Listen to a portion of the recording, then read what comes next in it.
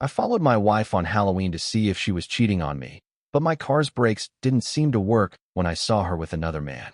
Damn it, Peggy. I cursed under my breath. Why? I must admit I saw this coming from a mile away and more or less knew the answer. But witnessing it was a completely different matter. Frankly, it hurt like hell. And she was going to cheat on me with that fool? Of all people, seriously? What the hell did he have that I did not? Apart from being younger than me, handsome, rich, athletic, famous, outgoing, and supposedly very well endowed, he really did not have much to offer. At that moment, I told my inner monologue to shut up at once before I punched it in the face. The bottom line was that Peggy and I were married, and that implied certain vows. If she wanted to have flings with other guys, she should have asked for a divorce or an open marriage or something, period. There was no excuse for cheating, in my book. That is why I was seething with righteous anger as I watched her leave through a side door in the company of a tall, muscular pirate. Yes, the guy, even with his face hidden behind a fake beard, there was no mistaking that beefy body. Randy, horse member Mueller. There was no doubt about it. He would have needed to dress up as a Mack truck to really hide his muscular physique.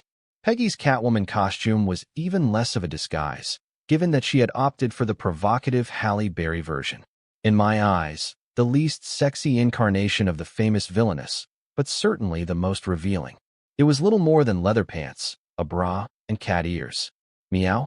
Before closing the door behind him, Blackbeard Randy swept the room with a quick glance to make sure no one had noticed their exit. Apparently, he was satisfied that they had, in fact, managed to slip away unnoticed.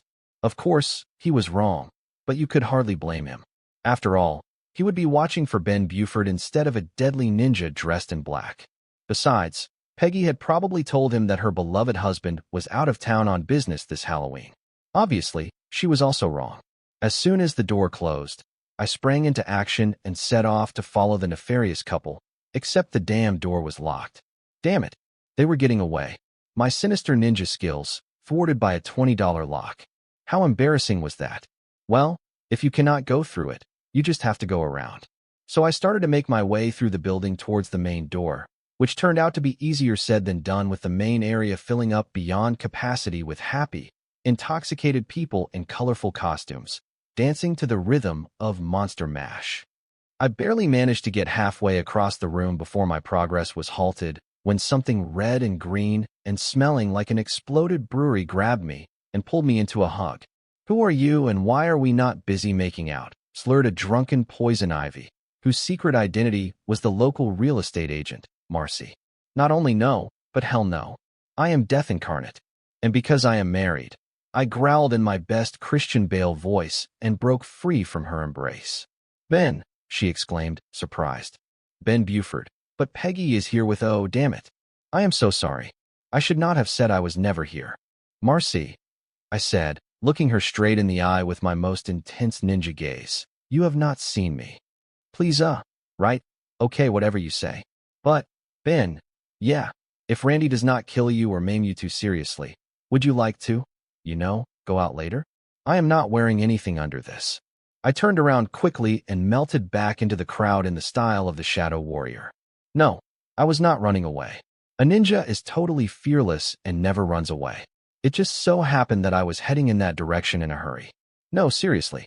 When I finally managed to make my way through the crowd to the parking lot, I knew that not even the fearsome power of the lethal Shadow Warrior had been enough. The birds had flown the coop. The empty space where Randy's car had been was like a big neon "fuck you" sign. All I could do was stare out into the moonlit night. Somewhere out there, my wife was in the process of annihilating our marriage, and I had no idea where the wrongdoers had gone to consummate their unholy union. The hidden GPS tracker in Peggy's car was as useful as Logan's imbecile brain, since they had left in Horse Member's mobile. I cursed myself for not having placed a GPS on Randy's car as well. Great job, I muttered to myself as I walked to my rental car. Maybe I should have chosen a Mike Hammer costume instead. At least I would have had a gun to shoot myself. Lost in the despair of the moment, my mind went back to that fateful day when I first learned of my beloved wife's non-conjugal intentions. The day I was rummaging through the bedroom for a clean pair of socks and, by chance, I overheard Peggy and Hannah gossiping outside in the garden.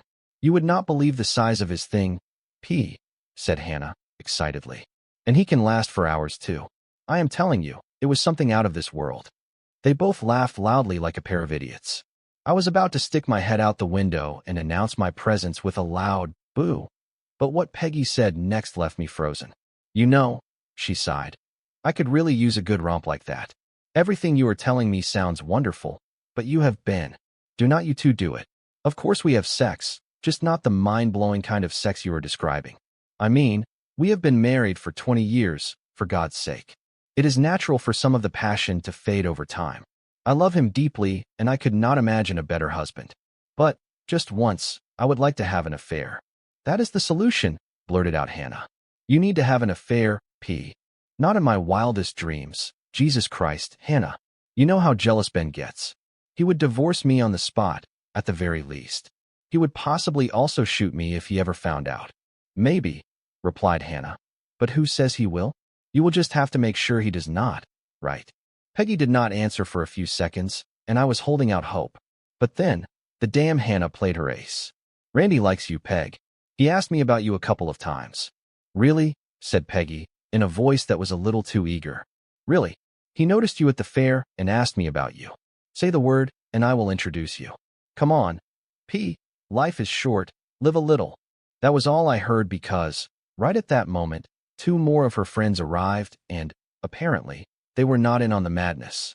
I left the bedroom in silence, my head full of new thoughts and emotions. Peggy wanted to cheat on me. My Peggy. I certainly was not going to stop her. Quite the opposite, in fact. In my eyes, the intention to cheat was reason enough for divorce. So the only person who could stop Peggy from ending our marriage was Peggy herself, and I did not want to live under a cloud of mistrust for years. So I decided to force the issue and give her a chance. In other words, I was going to give her enough rope to hang herself and then see what happened. Either she was faithful or she was not, and if she was not, I wanted proof as soon as possible. I will spare you the trivial details of how I installed a spy app on Peggy's phone and a GPS tracker in her car. Finally, as the piece de resistance, I let her know that I could not attend the annual Halloween party this year due to an urgent business appointment out of town. The occasion was a deliberate choice on my part. Halloween is the only time of year when people have a legitimate excuse to go around in disguise, which makes it an ideal event for cheaters to meet without resorting to hotel rooms or deserted areas. As expected, the 2 hussies saw this as an opportunity too good to pass up, and Peggy made plans to meet Randy at the party. Needless to say, I had every intention of attending as well, in disguise, and catching them in the act. And that was the reason I found myself sitting in a rental car, dressed as Kirigi the Fearsome, without the slightest idea of what to do next. By setting a trap for my wife, I had effectively handed her over to Randy, gift-wrapped and ready to use. He was probably loving her horizontally at this very moment, or in other positions. But always remember, Grasshopper, the true power of the Shadow Warrior is not his deadly kung fu or his devastating weapons. It is his ability to think creatively and turn defeat into a crushing victory. And suddenly I realized, Peggy had an Achilles heel, her phone. She might have thwarted my efforts by leaving her car behind, but there was no way she would go out without her precious phone. She had her life stored on that device: calendar, contacts, email, social media, and a bunch of other things. It was on the nightstand when we had sex. It was with her in the bathroom when she was, let's say, arranging flowers, and it was strapped to her arm when we went for a run. Her little device could turn out to be my best ally. I started with the obvious. I called her. The phone rang, but there was no answer. Not that I expected any. No one likes to be disturbed while having illicit sex. But at least I verified that it was on instead of off. Great. Clearly, the ninja gods were on my side. The second phase of my battle strategy involved opening the tracking page on my own phone and activating the Find My Phone feature, a very useful service if you lose your phone or if you lose your spouse and you know their code and password. In a matter of minutes, I could see a complete map with her current location and the surrounding terrain. It was a place I knew well from my teenage days, Lover's Point. I must say, the said Randy seemed to be a really elegant guy, rich as hell, but too cheap to even pay for a hotel room to destroy my marriage. Instead, he had taken Peggy to Lover's Point and was probably planning to have sex with her in the car like some teenager. Not that I was complaining, of course. It surely made my task much easier, as I could catch my wife cheating on me in the act without breaking into a hotel or trespassing on private property. I just had to open the car door, take some pictures of Peggy riding this man, and then I would be on my way to a lawyer. Then, suddenly, I remembered a third way I could use her phone, my installed spy. I called her number again, with an additional pound sign and the activation code. At first, I only heard beeps and clicks, but then the voices of Peggy and Horsemeat came through the speaker. Oh my God, Hannah was not exaggerating. You are huge, Randy. And it is all for you, Sugar Buns. I felt like I was going to throw up. Sugar Buns? Had he just referred to my wife as Sugar Buns? You are screwed, Randy, I growled. That was a capital offense right there. The moans and noises made my warrior's blood boil, but I had to keep listening. No, I was not spying on them. I was gathering information, okay. It soon became clear that Horse Poop felt a change was necessary. He was making a lot of noise, maneuvering his bulk into position to sink my marriage.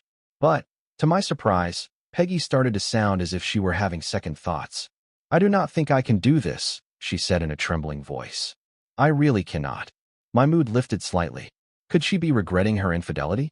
I have never had one so big before, she continued. I am afraid I cannot handle it. Maybe it will hurt. Well, I guess her hesitation was not out of consideration for her marriage or yours truly after all. Surprise, surprise. Do not worry, Sugar Buns. I promise to be gentle and take it slow. I heard Horse Manure whisper. Me too. I thought to myself. I will take it slow while I subject your home-wrecking ass to 1,000 painful ninja torture techniques.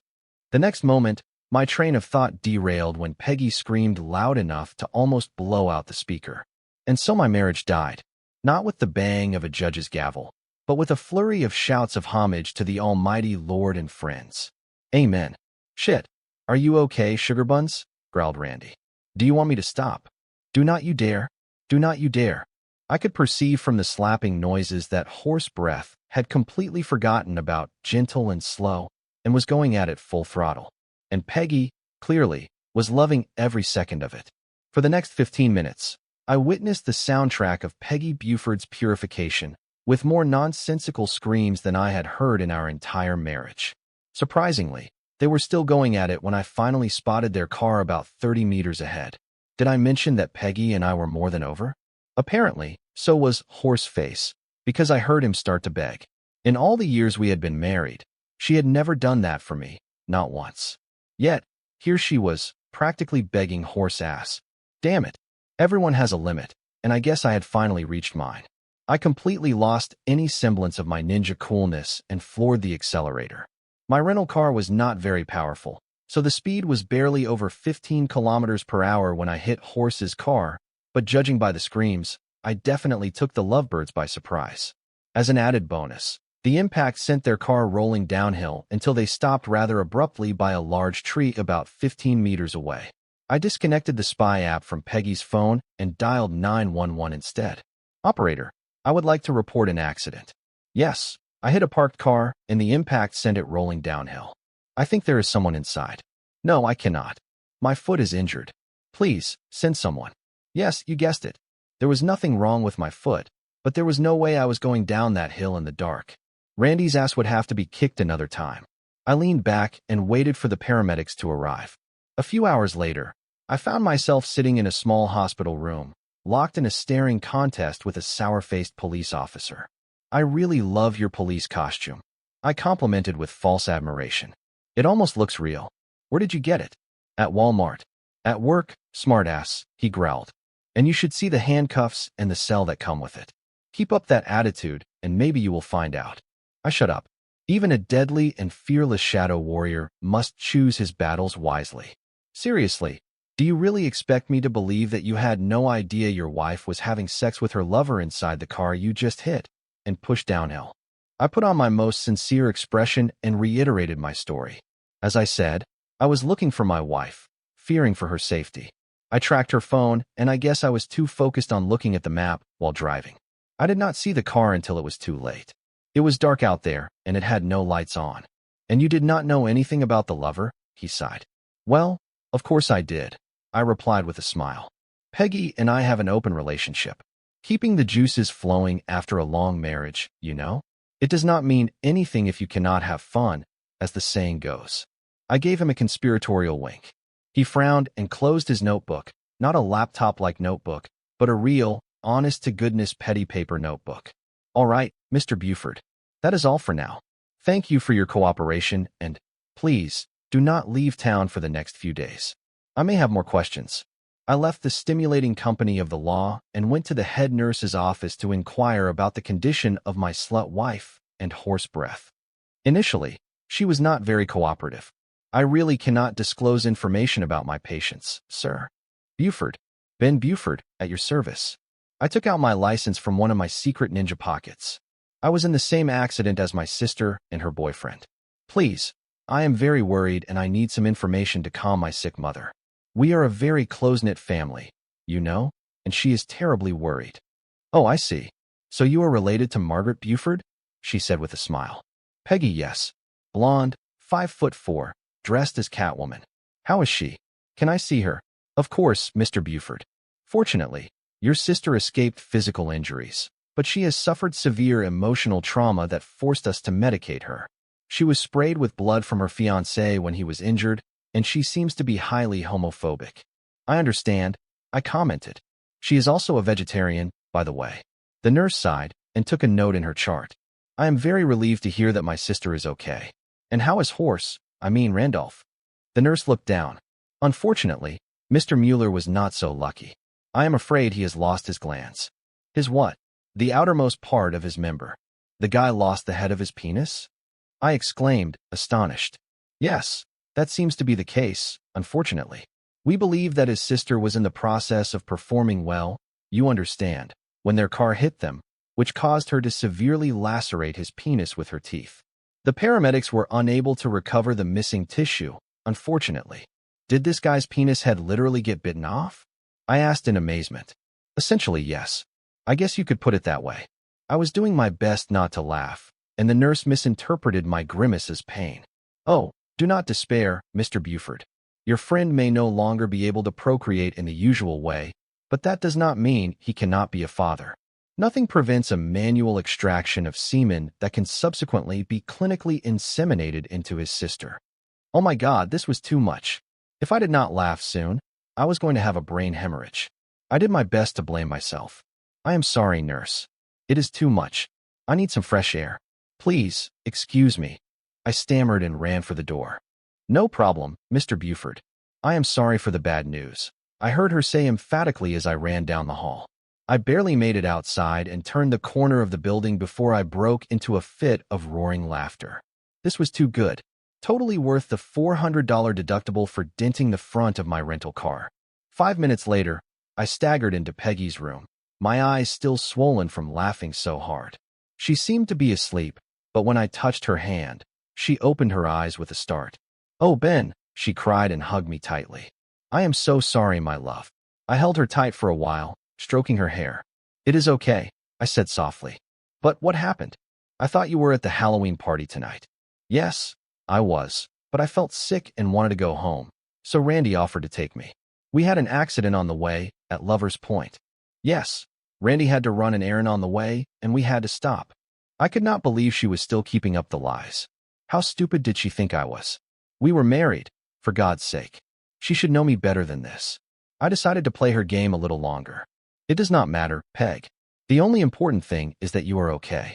I should go thank Randy for keeping you safe. They are treating him in the West Wing. He is much worse off than you. Peggy looked worried and really seemed to care about the well-being of Crazy Horse. Yes, the marriage was definitely over. What are his injuries? She asked. Apparently, he is now a head shorter. I laughed. Peggy looked at me, horrified. No, silly. Not that head, the other one. Somehow, the head of his penis was cut off, and they could not find the missing piece. She covered her mouth with her hands. But I am sure it will turn up at some point within the next 24 hours. Do not you agree, Sugar Bun? I left Peggy in a state of alternating between crying hysterically and vomiting in spurts. I was disappointed in her.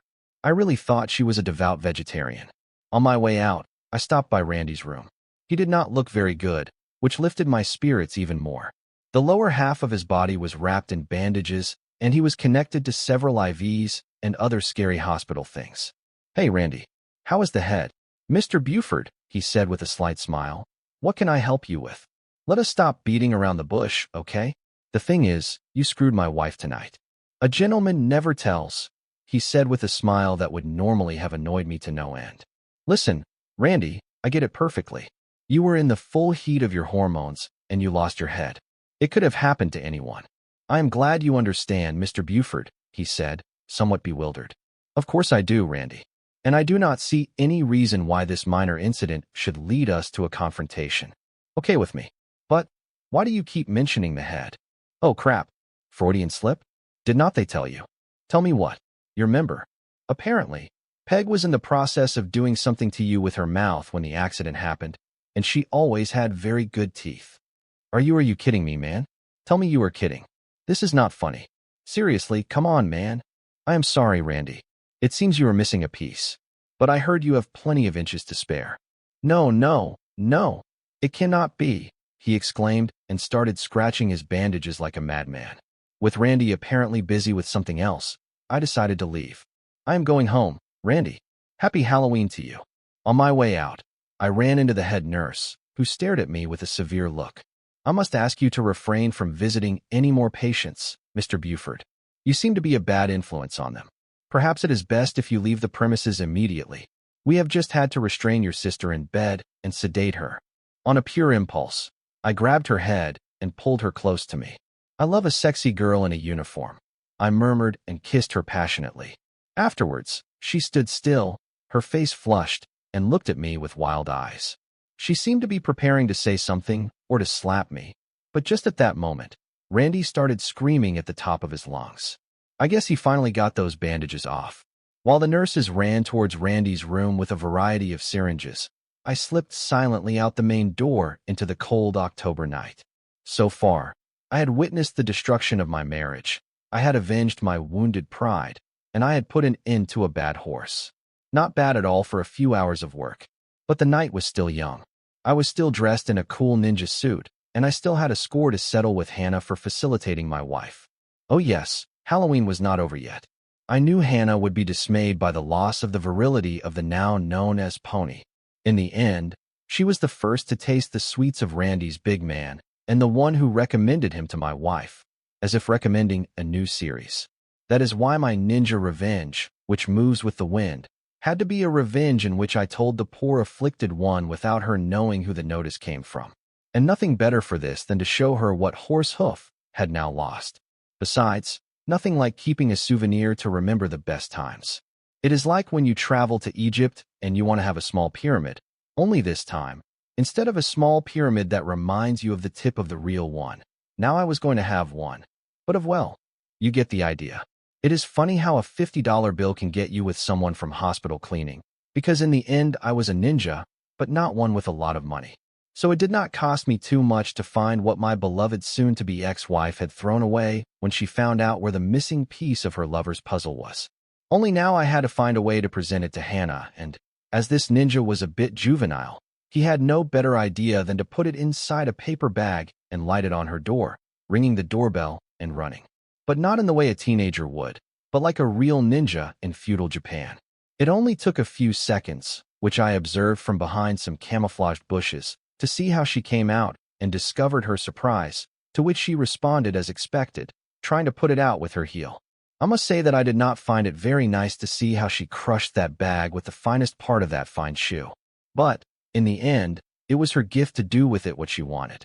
Of course, she probably never really discovered what was wrapped in that gift, but I am content with her having discovered what happened days later when she visited her friend in the hospital. I hope she was there when they served my beloved ex-wife with the divorce papers. When the protagonist brings a touch of humor to the story, it always makes it more entertaining, and this one certainly is. All while we see a revenge for all involved that has been very funny. Certainly, the protagonist did not expect all those things to happen, but karma helped him for being a good ninja.